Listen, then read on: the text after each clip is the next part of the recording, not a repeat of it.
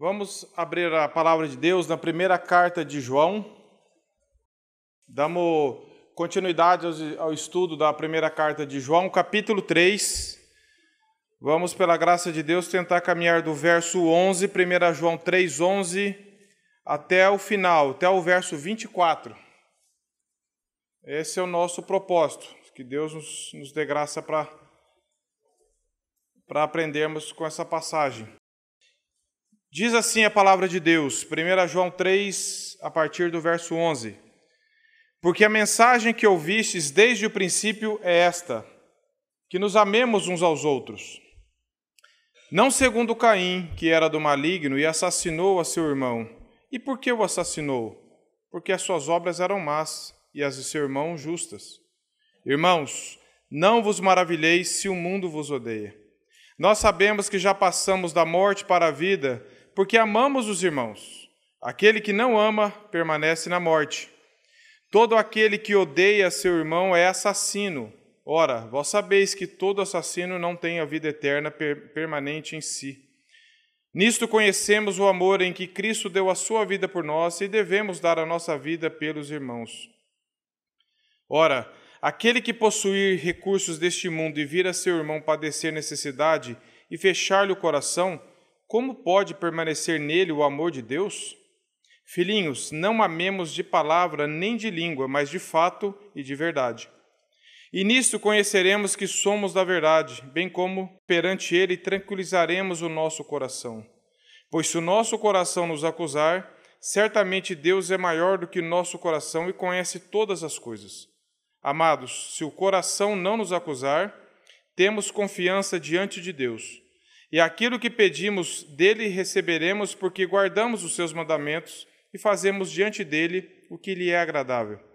Ora, o seu mandamento é este, que creiamos em o nome de seu Filho Jesus Cristo e nos amemos uns aos outros, segundo o mandamento que nos ordenou. E aquele que guarda os seus mandamentos permanece em Deus e Deus nele. E nisto conhecemos que ele permanece em nós, pelo Espírito que nos deu. Ainda com a Bíblia aberta, vamos clamar a Deus para que essa palavra atinja os nossos corações. Senhor, novamente, lemos a Tua palavra que é viva, é inspirada, é infalível, é inerrante.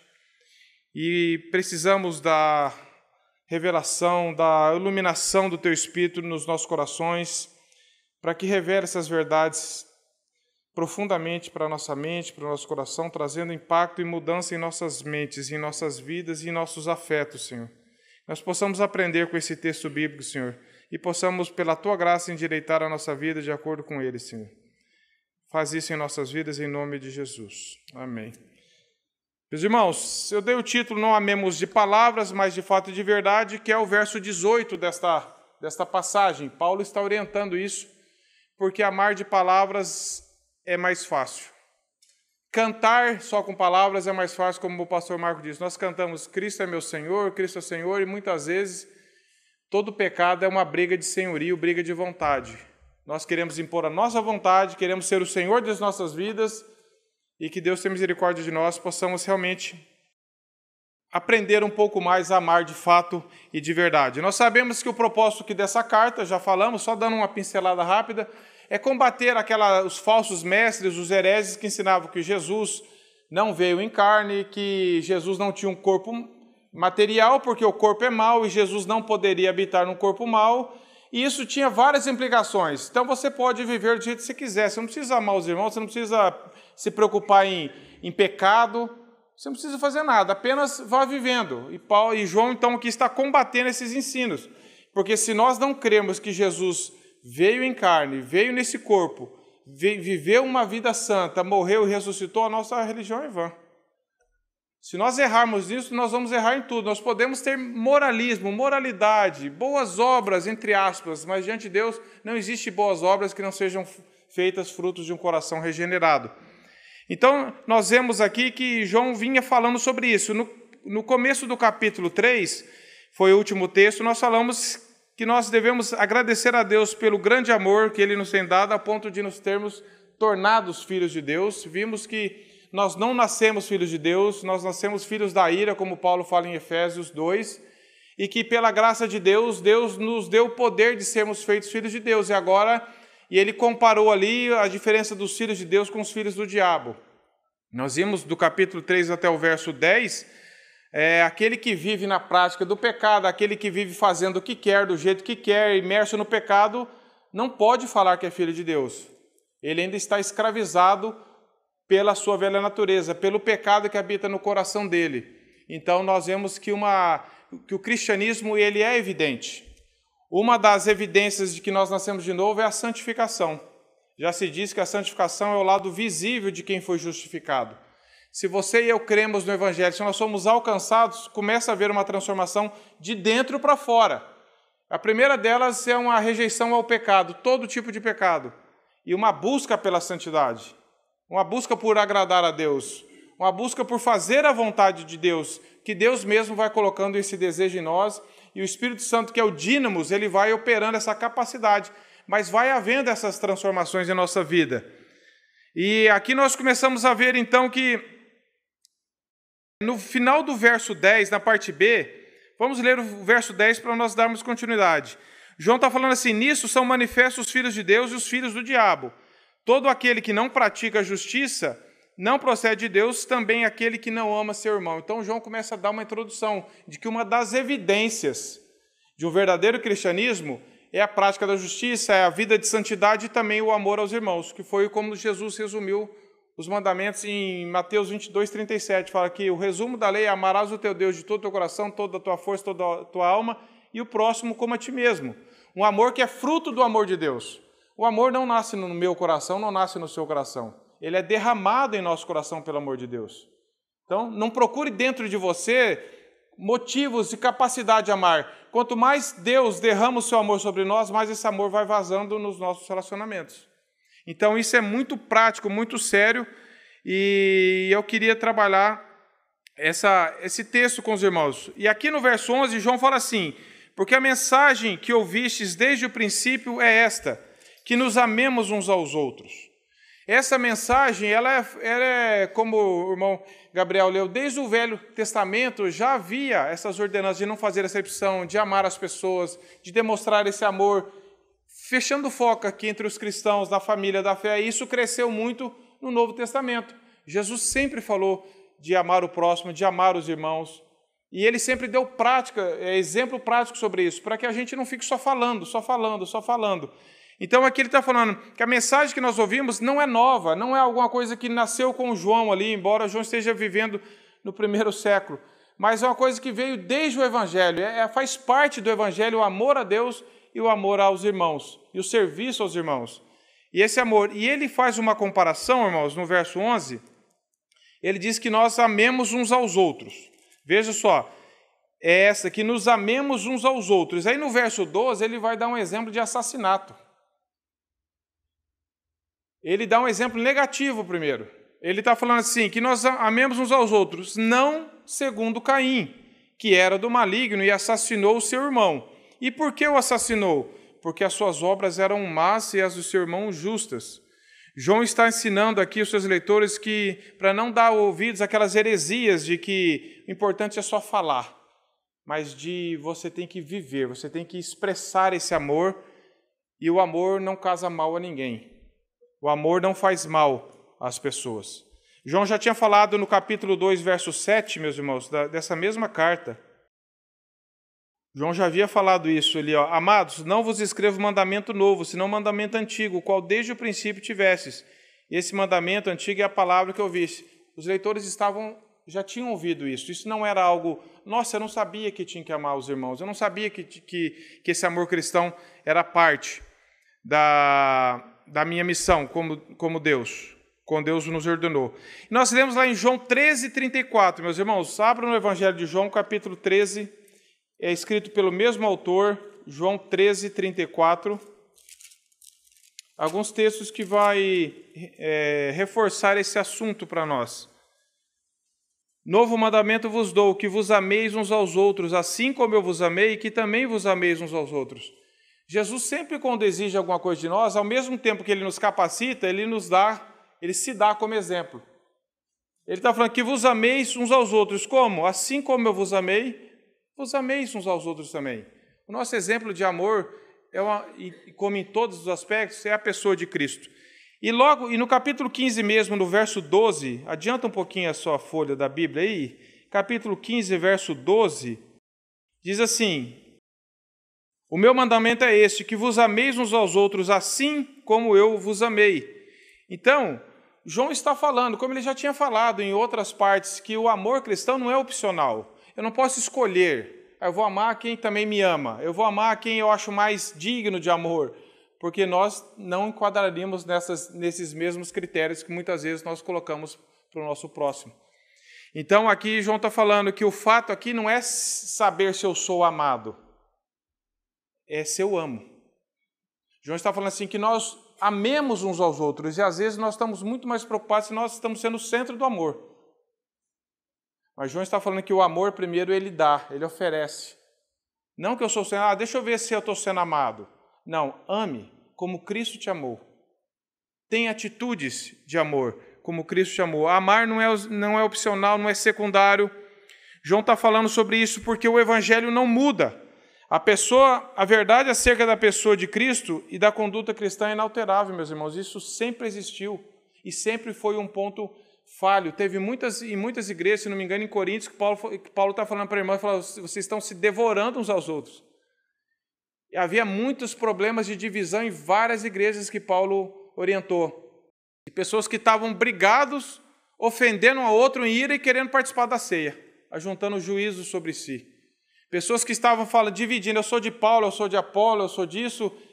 Falta de amor, falta de unidade, porque não estavam entendendo o objetivo do amor de Cristo pela vida deles. O que Cristo fez por ele? Isso vai gerando partidarismo, isso vai gerando divisão, isso vai gerando, mas eu não sou amado, ninguém me ama. E todo mundo aqui ficar querendo ser o centro do amor, não vai existir amor entre nós. O amor não é egoísta, o amor ele dá. Jesus Cristo, lá nós lemos no famoso versículo de João 3,16. Eu ainda estava estudando com as crianças lá em casa esse texto, comentando com eles, eu falei assim, o que João fala em João 3,16? Porque Deus amou o mundo de tal maneira que deu, meus irmãos. Ele não falou que amava, ele deu o seu único filho, o que havia de mais precioso, para morrer por pecadores como nós, rebeldes, que merecíamos a ira. E Deus deu o seu Filho como prova de amor para nós. E nós vemos que por várias vezes João dá esse exemplo de amor. E ele está falando que não é segundo Caim, que era do maligno. O caso de Caim está lá em Gênesis 4, de 1 a 8, quando diz a história desses dois irmãos. Tem alguns que falam que eu era gêmeos, outros não, mas não vem ao caso. Que ele assassinou o irmão, assassinou Abel, premeditou o crime, levou Abel ao campo, não era ao campo de futebol, levou Abel ao campo para assassinar o seu irmão. E por que ele fez isso? Porque Deus se agradou da oferta de Abel e da oferta dele, e não se agradou de Caim. Por quê? Porque Caim era do maligno, a Bíblia diz isso. Não adianta querer oferecer algo para Deus se o coração não é alcançado por Deus. Isso é religiosidade. Muita gente fala, é porque Caim levou o fruto da terra e Abel levou sangue. Não, porque havia também oferta de cereais, havia holocaustos. A questão era mais o coração dele, que era do maligno. E não foi o fato dele ter matado o irmão que o tornou do maligno. Ele era do maligno e por isso matou o irmão. O coração determina as atitudes. Porque a pessoa não tinha um coração regenerado, o que ela vai ter? Ela vai ter ódio, inveja, amargura, ressentimento. E a história de Caim, então, lá em Gênesis 4, 1, 8, John Stott comentando isso, ele diz que não nos diz explicitamente porque o sacrifício de Abel, das primícias do seu rebanho, foi aceitável a Deus, enquanto a oferta do fruto de Caim não foi. Subentende-se, porém, que Caim não tinha base para queixar, no verso 6, lá de Gênesis, porque falou que se ele tivesse procedido bem, Deus teria aceito. Se o coração dele tivesse correto, Deus teria aceito. Se ele tivesse procedido bem, o seu sacrifício também teria sido aceito. De acordo com Hebreus 11, 14, o Stott diz que foi pela fé que Abel ofereceu a Deus mais excelente sacrifício do que Caim. E diz aqui que pela fé Abel obedeceu. Na verdade, a sua justiça consistia na sua obediência motivada pela fé. Abel fazia pela fé. Abel está lá na galeria dos heróis da fé, que a Bíblia aponta em Hebreus 11, 4. ele ofereceu aquilo ali como um coração que cria na bondade de Deus, na promessa de Deus. Ele fez com fé, ele não fez para tentar agradar. O que ele fez, o coração dele não estavam incoerentes, estavam em sintonia. Deus sempre... Meus irmãos, o livro que mais rejeita a religiosidade é a própria palavra de Deus. Isaías 1,13, Isaías 29, acho que 13 também fala que esse povo, o profeta falando, esse povo se aproxima de mim com os lábios, cantam louvores, mas o seu coração está longe de mim. Eu abomino isso daí, Deus falando. A própria palavra rejeita a religiosidade no sentido de você querer impressionar com obras, com ações, com cultos, se o coração ainda não está regenerado, se o coração ainda não não foi ganho pelo Senhor, se a motivação lá no fundo não é a glória de Deus. E nós tentamos impressionar a Deus, pode ser com ofertas financeiras, com atitudes, com tudo, mas Deus olha lá no fundo do nosso coração. Por que você está fazendo isso? O seu coração foi alcançado pela graça? O que você faz é motivado pelo amor de Deus que foi derramado no seu coração?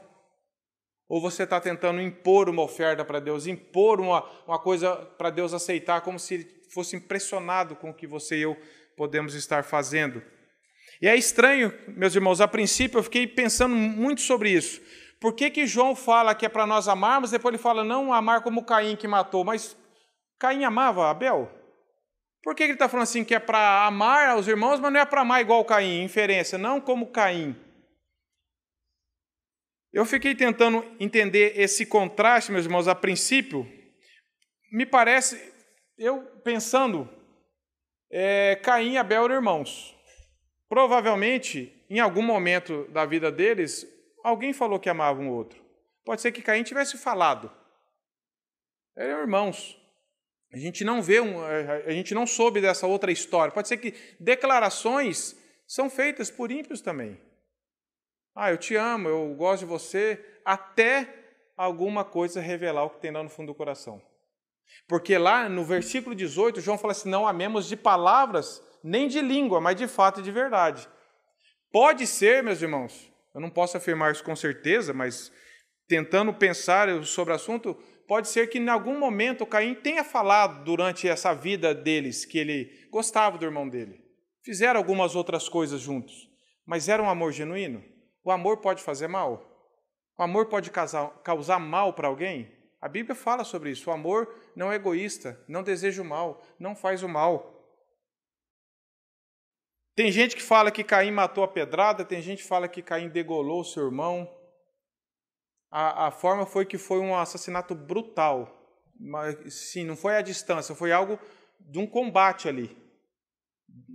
Feito com muita ira, com muita raiva. Alguém que realmente tinha um coração do maligno, que essa raiz da palavra maligna é usada para Satanás também. Alguém que estava fazendo a obra de Satanás. E nós vemos, meus irmãos, que Caim se invejou do que aconteceu com Abel. Ele cultivou um ódio, uma inveja e não tratou isso. Isso vira uma bola de neve. E o que acontece? Você cultiva um ódio, você cultiva uma inveja, você cultiva um sentimento ruim que não confessa isso para Deus, não trata isso diante de Deus. O que acontece? Você e eu não temos controle sobre isso. Inveja, ódio, resulta em assassinato. Inveja, ódio, resulta em ofensas graves contra os irmãos. Dentro do casamento, marido e mulher, pais e filhos, irmãos da igreja.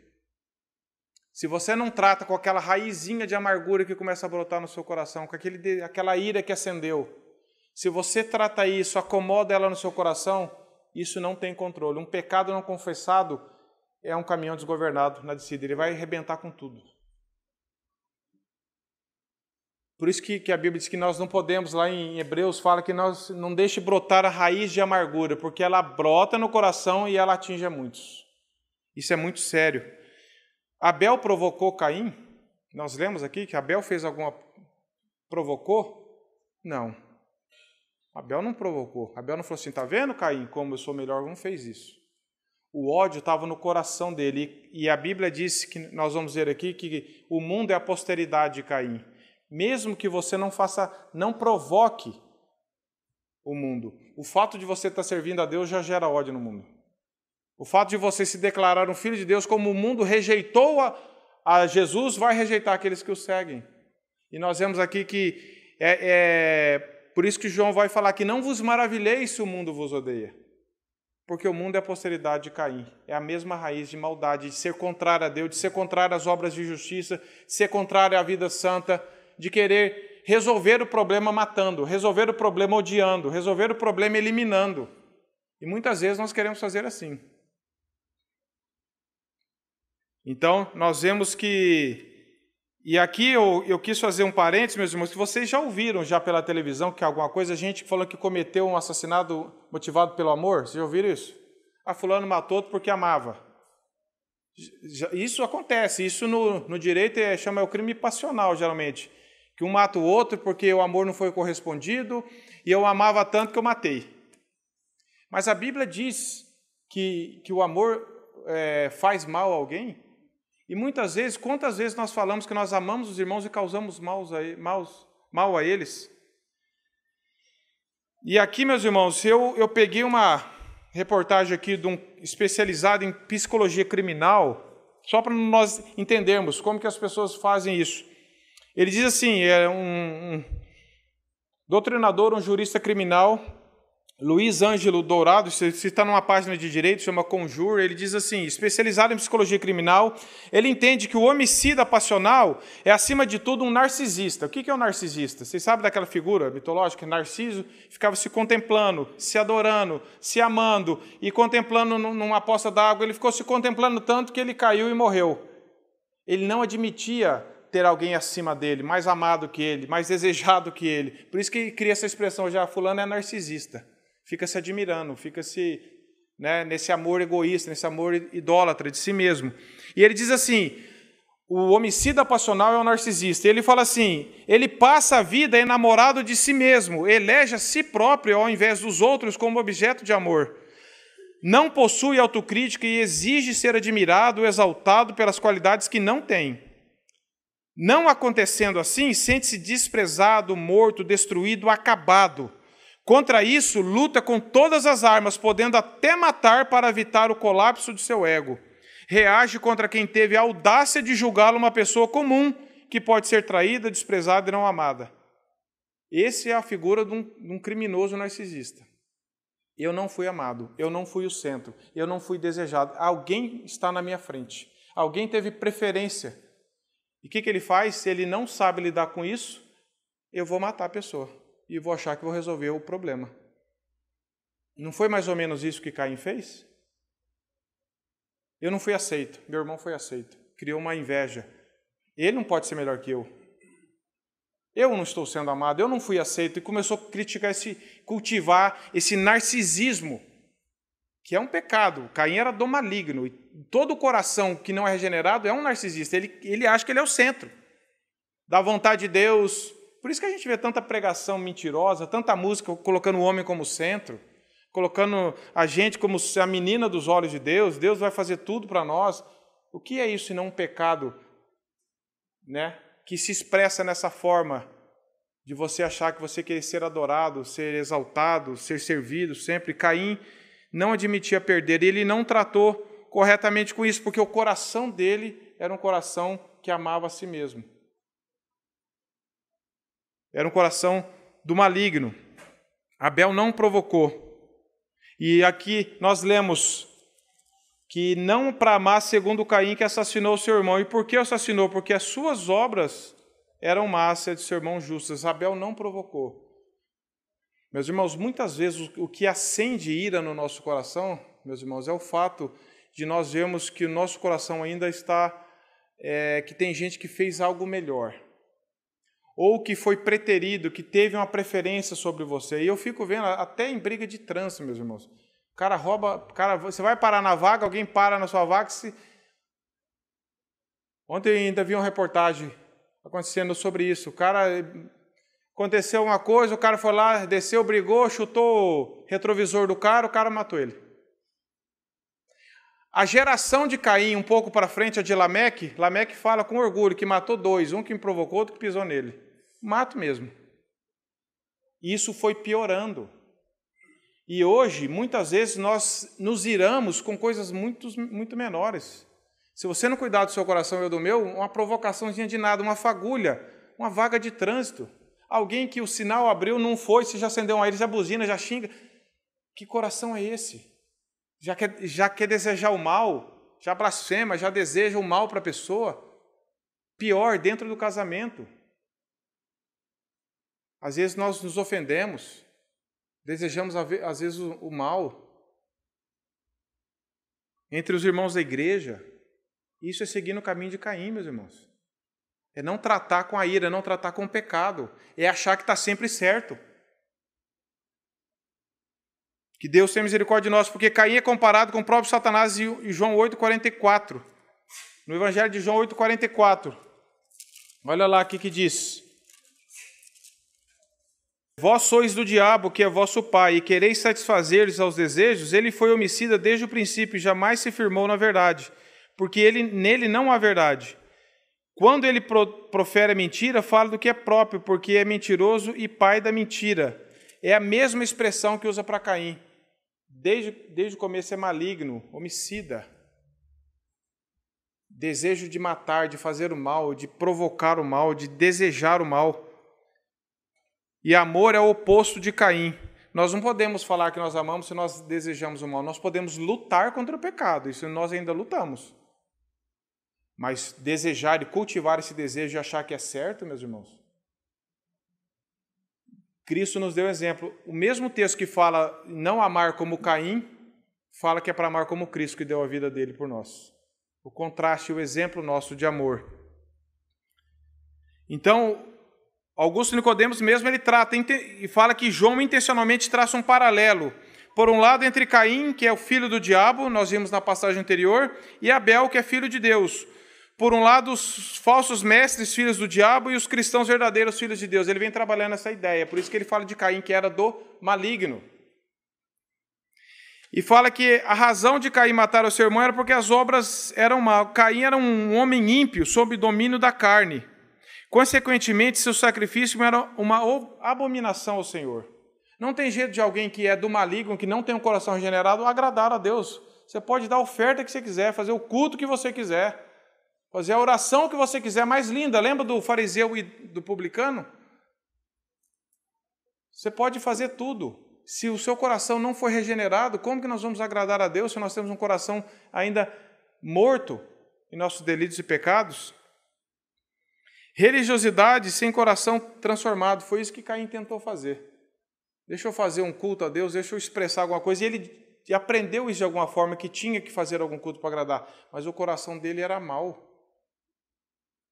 A palavra grega para maligno aqui é a mesma que João usa para descrever Satanás, meus irmãos. Por isso que é algo muito sério. Por isso que João falou assim, não ameis como Caim. O motivo do crime, nós sabemos, está lá em João 3,19, no mesmo evangelho de João 3,19. Nós vemos aqui que as obras de Abel despertaram o ódio em Caim. João 3,19 a 21. O julgamento é este, que a luz veio ao mundo e os homens amaram mais as trevas do que a luz, porque as suas obras eram más. Pois todo aquele que pratica o mal aborrece a luz e não se chegará para a luz, a fim de não serem arguidas as suas obras. Quem pratica a verdade aproxima-se da luz, a fim de que as suas obras sejam manifestas porque feitas em Deus. O julgamento é esse, que a luz veio ao mundo e os homens amaram mais as trevas do que a luz. Abel, então, é tido como um homem justo, alguém que servia a Deus com o coração regenerado, com o coração que foi alcançado pela graça. Por isso que Deus se agradou dele. E aí João fala aqui no verso 13, irmãos, não vos maravilheis se o mundo vos odeia. João acaba de falar do que Caim fez e agora ele está falando para os cristãos. O que tem a ver o exemplo de Caim com os irmãos? Falou, irmãos, não vos maravilheis se o mundo vos odeia. Ele acabou de dar um exemplo de ódio. Caim odiou, não tratou, o coração dele era mau, ele cultivou aquilo, e um desejo cultivado, ele gera ação. Seja um desejo por Deus, ele vai gerar ação, nós vamos ver isso na nossa vida. Se eu estou cultivando pela graça de Deus, desejos por Deus, isso vai expressar em amor cristão, em serviço.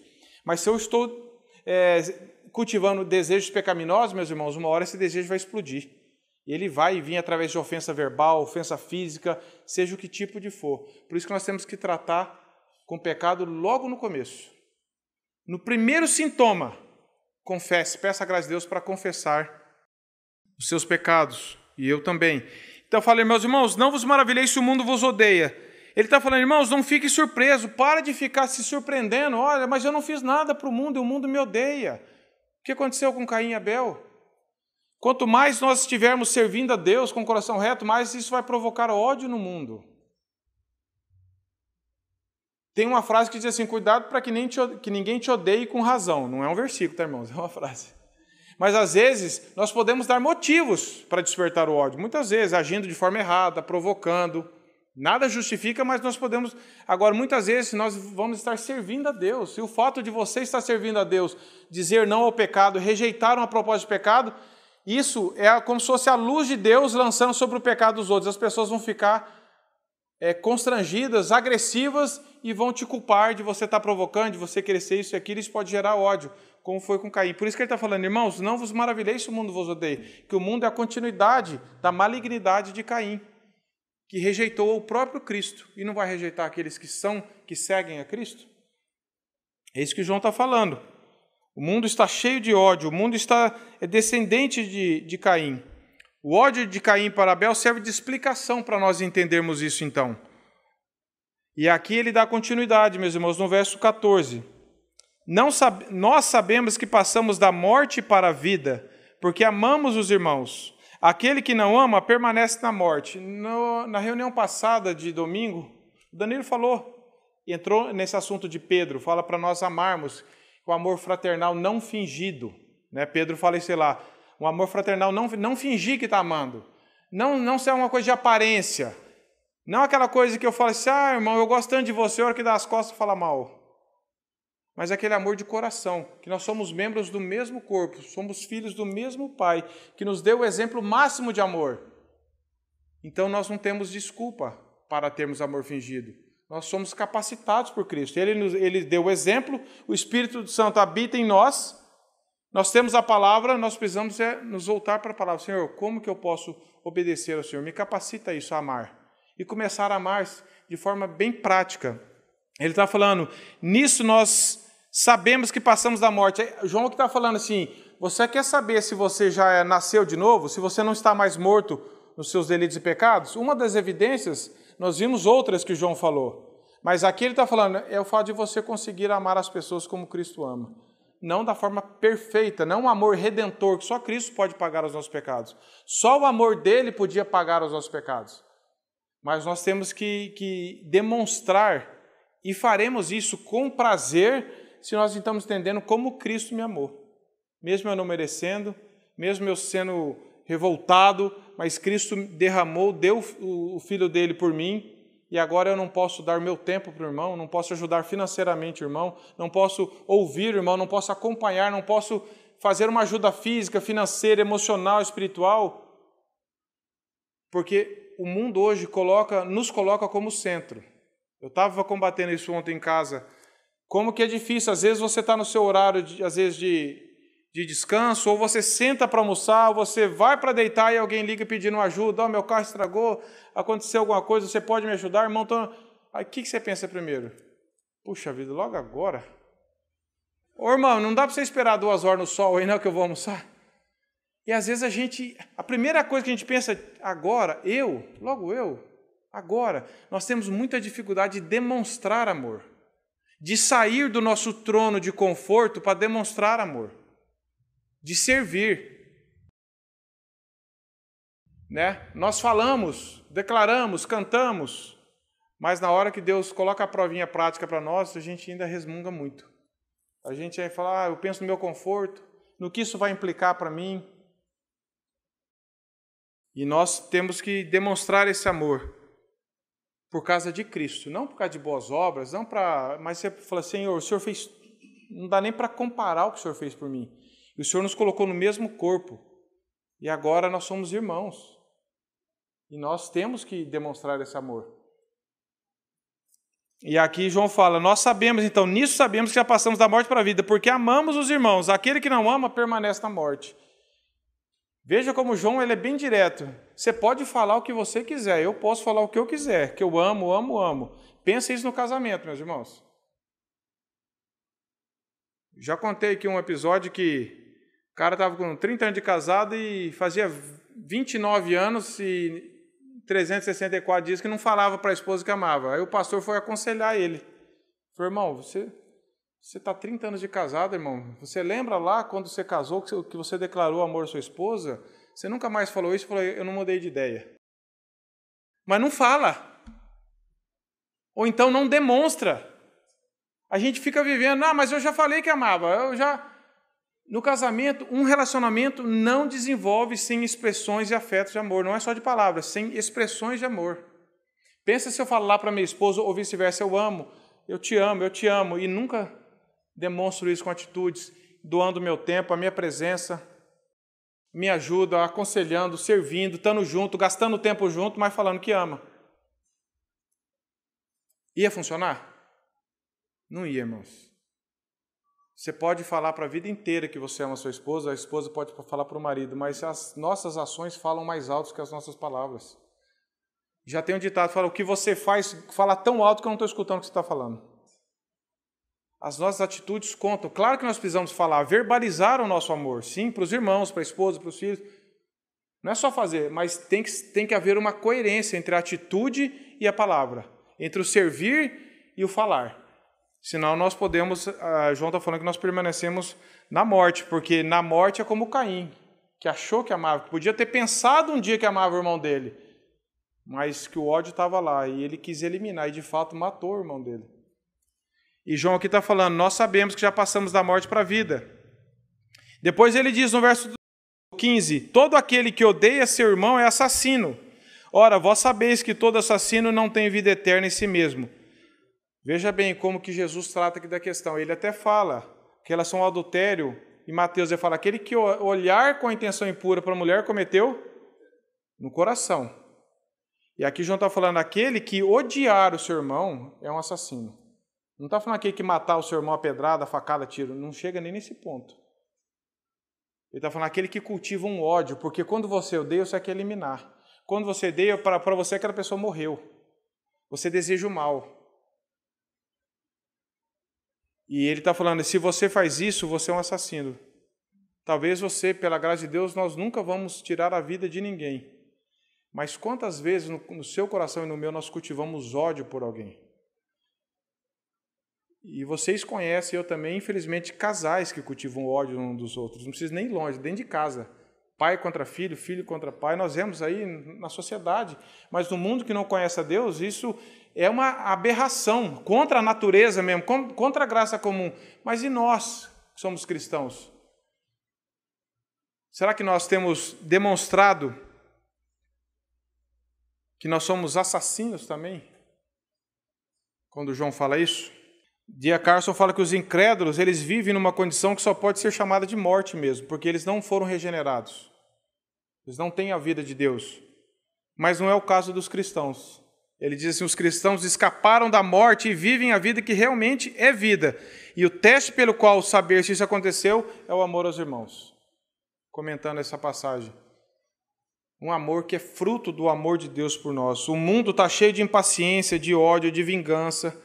E nós podemos, por causa do amor de Cristo em nós, por causa do Espírito Santo, ter uma vida diferente, ter atitudes diferentes com as pessoas.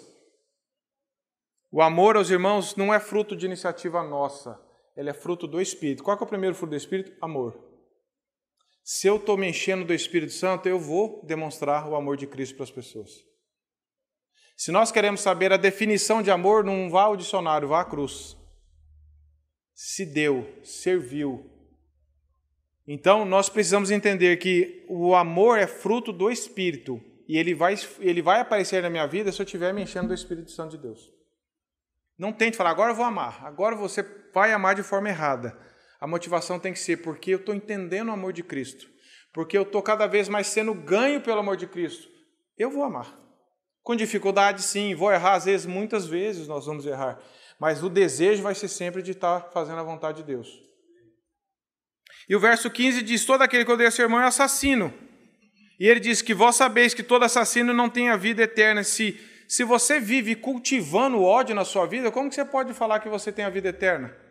Se você é alguém que vive sobre ira, sobre ódio, ressentimento e amargura e não perdoa as pessoas, e não tem atitudes de amor por causa de Cristo, você não entendeu, você não foi ganho pelo amor de Cristo. É isso que o João está falando. No caso de Caim, no assassino físico, Caim não se arrependeu. Pode ser que muitas vezes, muitas pessoas cometeram crimes, realmente, crimes de matar alguém. Vão pagar pelo crime, pela justiça do país, e Deus pode perdoar essas pessoas. Mas aquele que vive na prática do assassinato, aquele que vive na prática do ódio, não entendeu o amor de Deus. Ele está indo contra a natureza de Cristo. Ele vive contrariamente, isso é o modo de vida dele. Então, João está falando, todo assassino não tem a vida eterna. Não tem como falar que alguém foi alcançado pela graça se o coração dele é uma mina de ódio, de ira. E ele fala, eu sou assim mesmo, a minha família era assim mesmo, eu sou descendente de tal país, que eles são mais nervosos. Eu falei, cadê o evangelho nisso? Eu escuto pessoas falando, meu pai era assim também, minha família, está no sangue, mas no sangue de quem? Teu ou de Cristo? No sangue de Cristo não está. Então, nós precisamos parar de justificar as nossas atitudes, meus irmãos. Se nós nascemos de novo, nós temos uma nova natureza. Eu não sou mais dominado pelo meu temperamento. Eu não sou mais dominado porque meus pais, meus avós, mas Cristo me deu uma nova vida. Ele não me capacita a ser diferente. Ele me capacita a superar o meu temperamento. Onde está o evangelho na sua e na minha vida, então, se nós ainda nos declaramos que justificando os nossos atos porque nós somos assim? E aí diz o verso 16, o verso 15 diz, todo aquele que odeia seu irmão é assassino. O verso 16 diz, nisto conhecemos o amor em que Cristo deu sua vida por nós e nós devemos dar a nossa vida pelos irmãos. Meus irmãos, poucas vezes na história da igreja alguém foi levado a dar a própria vida por alguém. Muitas pessoas estiveram dispostas a isso. Eu notei algumas pessoas que estiveram dispostas. Moisés em Êxodo 32, Davi em 1 Crônicas 21, Priscila e Áquila em Romanos 16, 3 e 4, Paulo, Filipenses 2, 17, e Epafrodito. Pessoas que estiveram dispostas a arriscar a própria vida em favor de outros. Talvez nós nunca estejamos nessa situação extrema, pode ser que sim. Mas aqui há outras expressões menores de demonstrar amor. Não necessariamente só essa. Aí, João vai falar aqui, nisso conhecemos o amor que nós devemos dar a nossa vida pelos irmãos. Pode ser que em casos extremos nós estejamos realmente impulsionados por Deus a nos arriscar a vida em favor de algum irmão, não em forma redentora, os irmãos entenderam, mas de forma de demonstrar um amor mesmo. Mas, olha só, no verso 17 ele diz assim, ora, aquele que possui recursos desse mundo e vir a seu irmão padecer necessidade e fechar-lhe o coração, como pode permanecer nele o amor de Deus? Aqui está uma forma de, às vezes, que João está querendo ensinar, dar a vida pelos irmãos, é sacrificar alguma coisa que você tem, que você gosta em favor de alguém. Pode ser uma ajuda financeira, pode ser uma ajuda presencial, pode ser várias formas que vão exigir um certo sacrifício nosso. Não pense só no caso extremo. Para nós chegarmos lá, nós temos que estar crescendo nas coisas menores. Então, se você ainda e eu não estamos dispostos a pequenos sacrifícios em favor do irmão por causa de Cristo, você acha que nós vamos estar dispostos a fazer algo mais extremo? Não vamos. E todos nós aqui, meus irmãos, nós temos muitas oportunidades que Deus dá de nos sacrificarmos em favor do irmão. De ajudar os irmãos que estão precisando de necessidade, seja ela física, emocional. De alguma forma, nós podemos ajudar isso. Cada um de nós aqui tem um papel de ajudar. Não é só o papel da liderança. Cada um de nós, você tem pessoas próximas de você que você pode se doar, ajudar. Agora, para você fazer isso, você tem que estar caminhando com Deus também, para você ter o que oferecer. Ter um coração mais quebrantado. E você e eu podemos ajudar muitas pessoas, de várias formas. E ele está falando, se você vê a necessidade, a ideia aqui do texto, não é dar uma passada de olho rápida, é você analisar, aquele irmão ali, eu estou percebendo que ele se afastou da igreja, ele está passando alguma dificuldade. Vamos tentar entender o que está acontecendo. Se aproxima dele, procura, oferece ajuda, ora por ele, anda com ele. É você olhar para o irmão o tempo suficiente para você perceber que ele está precisando de ajuda. Muitas vezes eu falei, irmão, como que você está? O irmão fala, irmão, que eu estou muito difícil, irmão, graças a Deus, e vai embora. Você pergunta, o cara responde, você já, ui, rapaz, por que eu perguntei? E às vezes a gente faz coisa muito rápida, mas a gente tem que gastar tempo. Fala, irmão, eu estou percebendo... E não é assim, irmão, você não vem mais para a igreja? Por que você não vem para a igreja? Ficar essa cobrança, mas esse se aproximar. Há uma coisa mais profunda que está tirando o irmão da comunhão da igreja. Talvez é uma vida de pecado que ele está. Talvez é uma necessidade de saúde da família dele que ele não está conseguindo superar isso. E nós, às vezes, olhamos muito rápido uns para os outros. E não temos essa disposição de entrar na vida um do outro, por causa do egoísmo, por causa do narcisismo nosso.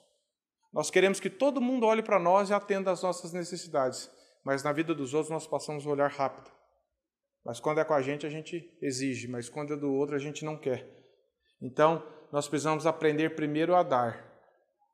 E nisso Deus vai fazer esse caminho de volta. Ele mesmo vai fazer. Não fique cobrando um do outro. Ofereça ajuda um para o outro. Se ofereça para ajudar. Isso vai tirar todos nós da nossa linha de conforto. E não vai ser fácil para ninguém, meus irmãos. Mas em Cristo nós podemos vencer isso daí. E depois ele diz, né, se nós vemos o irmão passando necessidade de fechar o coração, eu vejo que o irmão está precisando de uma ajuda. Eu posso ajudar, ou às vezes eu não posso, mas eu posso levar o caso para outros irmãos. Irmãos, aquele irmão realmente ele está precisando de alguma coisa com a necessidade. Ele está passando por essa dificuldade. Vão tentar ajudar ele? Ah, não, deixa lá. É Deus tratando, né? A gente às vezes ainda... Deus tratando às vezes com a gente também, né? Então, nós precisamos identificar os problemas, pedir sabedoria de Deus. Tem gente às vezes que pode pedir ajuda até como meio de vida. Não é esse o caso, mas a pessoa tem que estar honesta aqui diante de Deus. E nós precisamos atender isso daí. Então, João fala aqui no final, filhinhos, não amemos de palavra nem de língua, mas de fato e de verdade. É isso que é amar de fato e de verdade. É você a vida do irmão, não ficar falando, irmão, Deus te abençoe, que Deus não sei o quê, mas o irmão está precisando de você. Sabe por quê, meus irmãos? Você que tem filhos ou vai ter, você sabe que é muito gratificante. Você que é mãe ou pai, né, os pais, nós, é muito gratificante nós ouvirmos dos nossos filhos que eles nos amam. É ou não é? Você ouvir do seu filho, pai, mãe, eu te amo. Só que não é muito gratificante também quando você vê os filhos declarando amor um pelos outros? Como é gostoso quando eu vejo um dos meus filhos expressando amor um pelo outro. E como eu fico chateado quando isso não acontece. Deus faz a mesma coisa. Deus não quer que nós só declaremos amor para Ele, mas que nós declaremos amor uns para os outros. O que traz mais assim, significado para a nossa vida não é só falar que ama a Deus, é falar que ama os irmãos também. Assim como os nossos filhos, nós queremos que nossos filhos se amem também. Que pai que quer ver? Pai, eu te amo, mas odeio meu irmão. Ah, tá bom, filho. Nenhum pai vai fazer isso. Pai, eu te amo, mas odeio o irmão ou a irmã. Pensa nós falando isso para Deus. Senhor, eu te amo, mas eu não suporto a igreja. Eu não gosto daquele irmão. Não sei. Então, Deus quer nos levar a esse relacionamento. Primeiro aqui, e Ele irradia nas nossas vidas. Esse é o plano de Deus. E aqui, meus irmãos, terminando, nisso conhecemos que somos da verdade, bem como tranquilizaremos o nosso coração.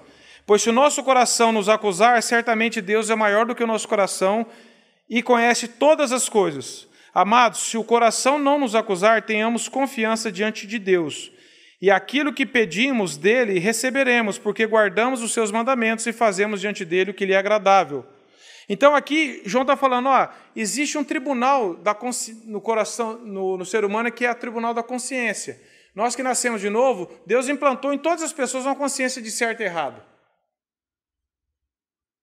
E no cristão, nós temos essa consciência de que eu agi errado com o irmão, eu agi errado com a esposa, eu agi errado com o filho.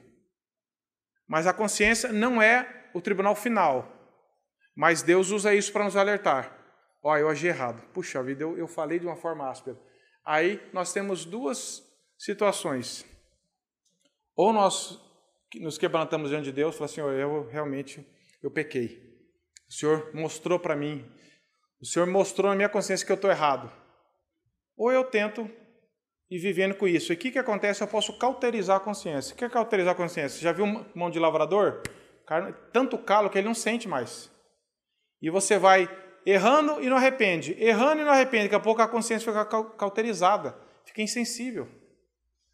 E você faz uma coisa que é contrária à palavra de Deus e alguém vai falar com você, fala, não, irmão, a minha consciência não está me acusando, porque já está cauterizada. O tribunal final nosso é a palavra de Deus.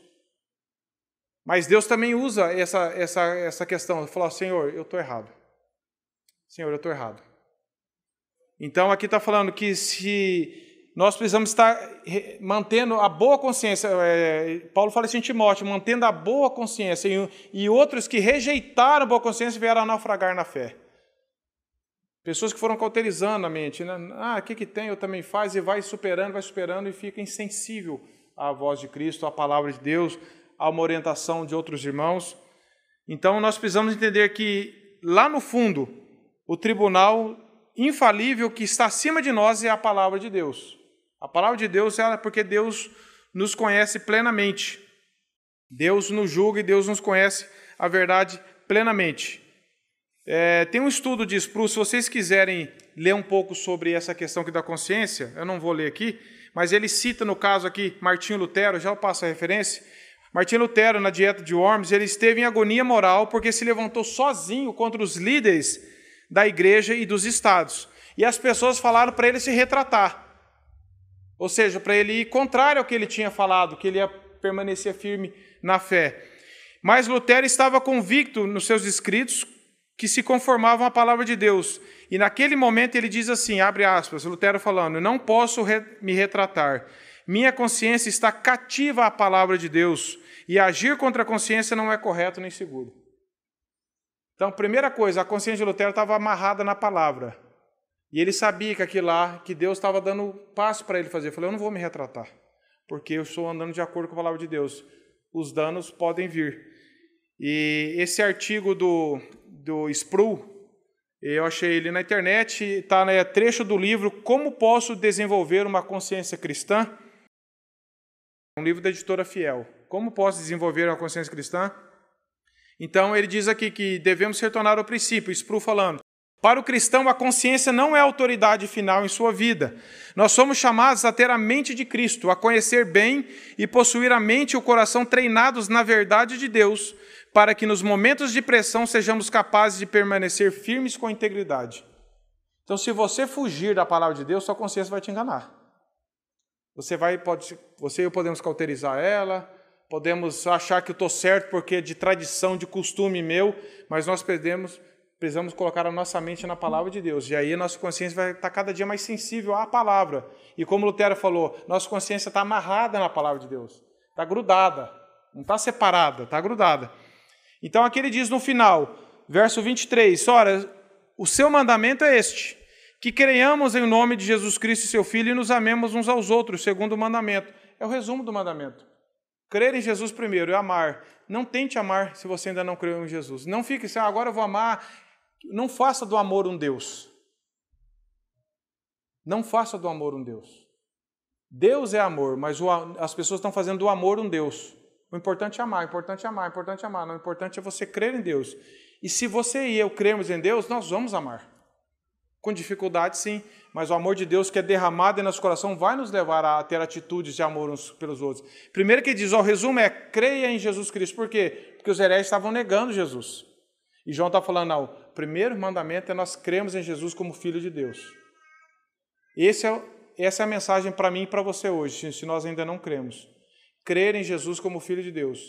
E nós desenvolvermos essa vida com Deus, o amor a Deus é um fruto do Espírito e vai acontecer. E ele diz, aquele que guarda os seus mandamentos, verso 24, permanece em Deus e Deus nele. E nisto conhecemos que ele permanece em nós e nós pelo Espírito que ele nos deu. Guardar os mandamentos, João sempre fala isso, permanecer em Deus, guardar os mandamentos, cultivar a palavra de Deus na mente e no coração, não se apartar da palavra. Isso vai fazer com que nós permanecemos nele e ele em nós. E isso é resultado de nós darmos muito fruto, como João fala lá no Evangelho de João, capítulo 15. Então, meus irmãos, o resumo é, nós precisamos crer no Evangelho, crer na pessoa de Cristo. Primeira coisa. Não sai daqui tentando, agora eu vou amar todo mundo, agora eu vou conseguir. Eu preciso de Cristo. Eu preciso de crer no Evangelho, eu preciso ser ganho pelo amor de Cristo derramado na cruz. E preciso caminhar nessa direção. E preciso, Senhor, se a minha vida ainda está evidenciando tão pouco desse amor para os irmãos, Senhor, tem misericórdia de mim. Acho que todos nós precisamos orar pedindo misericórdia, meus irmãos. Todos nós, diante dessa passagem, A começar por mim, nós precisamos pedir, Senhor, tem misericórdia de mim, de nós, porque nós estamos longe disso.